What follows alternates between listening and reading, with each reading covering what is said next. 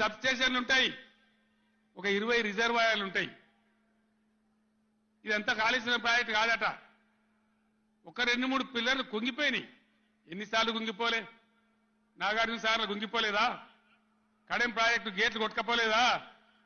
మొన్నటిదాకా మూసీ ప్రాజెక్టు గేట్లు చక్కగా ఉండేనా? కొట్టుకపోలేదా? ఏదైనా పోతే సదరాలు దాన్ని మంచిగా చేయాలి, తొందరగా మంచిగా చేసి రైతులకు నీళ్లు ఇవ్వాలి. కానీ మేము మేడిగడ్డకు పోతాం, బొందలగడ్డకు పోతాం, ఇదా రాజకీయమా? ఇది తెలివి అనిపించుకుంటుందా? ఇవి కాదు కావాల్సింది, రాష్ట్రానికి ప్రజలకు కావాల్సింది. ఓ లోడొచ్చు, వాళ్ళు గెలవచ్చు, ఎవరికి శాశ్వతం కాదు.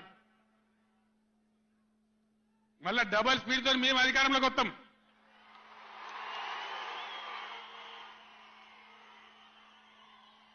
అప్పుడు మేం గిట్లే మాట్లాడన్నా, ఈ పద్ధతి అనుసరించానా?